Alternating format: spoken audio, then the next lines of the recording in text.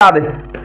दोस्तों, अभी एक बहुत बड़ा विवाद चल रहा है, चल तो नहीं रहा है किंतु उसको विवाद का रूप दिया जा रहा है। पंडित प्रदीप मिश्रा जी ने राधे रानी के ऊपर कुछ शब्द कहे जिनमें उनके कहने का ढंग अनुचित है।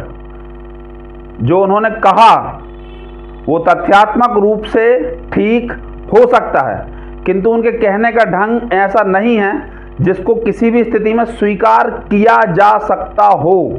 यहाँ पर मैं आपसे ये बात कहना चाहता हूँ, क्योंकि आजकल मोबाइल बच्चों से लेकर बूढ़ों तक सभी की पहुँच में है। सभी लोग इस प्रकार के वीडियो देखते हैं और अलग अलग बातें सुनते हैं। इसलिए इस विषय में मेरा जो मैं समझता हूँ वो कहना बहुत आवश्यक है, वो मेरा कर्तव्य भी है और मेरा अधिकार भी है।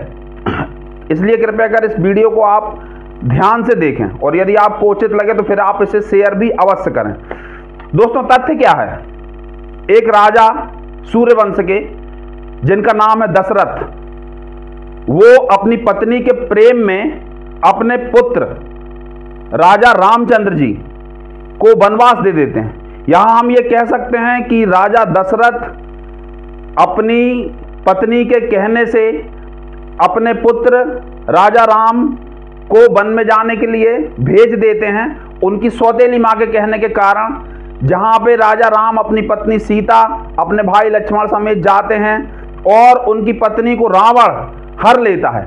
ये कहा जा सकता है कि जो राजा राम जिनके दृष्टि मात्र, जिनकी भ्रुक्ति विलास सृष्टि लय हुई, सपने संकट परहिक सोई, जिनके विषय में उनके भाई लक्ष्मण कहते हैं कि भ्रुक्ति विलास सृष्टि लय हुई, जिनकी भ्रक्तियों के विलास मात्र से इस सृष्टि का लय हो सकता है, वो सपने में भी संकट में कैसे पड़ सकते हैं। इस ऐसे राजा रामचंद्र जी की पत्नी को एक राक्षस उठा के ले गया, ठीक है ना, और उन्होंने बानर भालुओं की सेना जोड़ के और डिवाइड एंड रूल, फूट डालो राज करो की नीति का अनुगमन करते हुए उस राक्षस के भाई विभीषण को अपनी तरफ मिला लिया, ये लालच देके कि यदि मैं जीता तो तुमको मैं लंका का राजा बनाऊंगा, और उसके माध्यम से रावण को मार दिया और अपनी पत्नी को छुड़ा लिया। इसमें क्या महान कार्य है, इसमें क्या भगवत्ता है, ये बात कही जा सकती है। ये तथ्य हैं किंतु ये तुलसी के राम नहीं है। ये दशरथ पुत्र राजा राम की कहानी ऐतिहासिक रूप से सत्य हो सकती है किंतु इसमें तुलसी के राम का लवलेश मात्र भी नहीं है। तथ्य अलग है। सड़क पर एक स्त्री आती हुई दिखाई देती है। एक व्यक्ति उसको, जिसकी आंखों में कोई भाव नहीं है, एक स्त्री की तरह देखता है। एक बच्चा जिसकी वो महिला माँ है, अपनी माँ की तरह देखता है। एक पुरुष जो उस स्त्री का पति है, उसे अपनी पत्नी की दृष्टि से देखता है। एक दूसरा व्यक्ति जिसकी वो बहन है, उसे अपनी बहन की दृष्टि से देखता है। यथा दृष्टि तथा सृष्टि।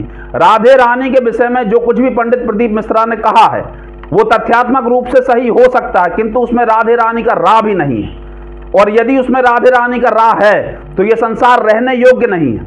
इस संसार में कुछ भी जानने योग्य, पाने योग्य नहीं बचता।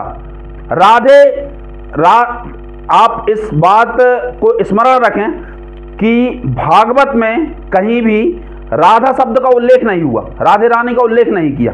क्यों नहीं किया? क्योंकि सुखदेव परमहंस की गुरु थी राधे रानी।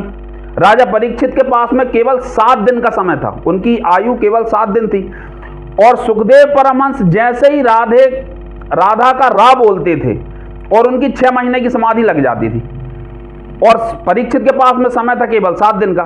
यदि वो राधा रानी का रा उच्चारण करते और समाधि लग जाती तो परीक्षित को तो स्वाभाविक तक्षक काट लेता। तक्षक नाम का जो सर्प उनको काटने के लिए आ रहा था वो काट लेता और उनको फिर 84 लाख जन्मों की यात्रा से गुजरना पड़ता, क्योंकि मोक्ष तो उनको प्राप्त होता नहीं। तो ये कौन सी राधा है जिनका की रसिक नाम नहीं ले पाते, जिनके लिए प्रेमानंद जी ने कहा है कि वहां तो वार्ता आंसुओं से होती है।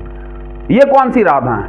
जिन राधा का वर्णन शास्त्र में है, यदि ये वही राधा हैं तो फिर ये कैसे उचित हो रही है बात? दोस्तों, वो सृष्टि अलग है। वो बात हो सकता है कि पुस्तकों की दृष्टि से, ग्रंथों की दृष्टि से, मैंने तो इतने ग्रंथ कोई पढ़े नहीं है, लेकिन ये हो सकती है बात कि जो वो कह रहे हैं वो प्रमाणिक हो किंतु उसमें भगवती भाव नहीं है, उसमें भगवत्ता नहीं है। और भगवत्ता का अनुभव यदि आप करना चाहते हैं तो तुलसीदास जी ने रामचरितमानस के पहले पन्ने पे लिख दिया है, गुरु बिनु भव निधि तरह ही न कोई, जो बिरंच शंकर सम होई।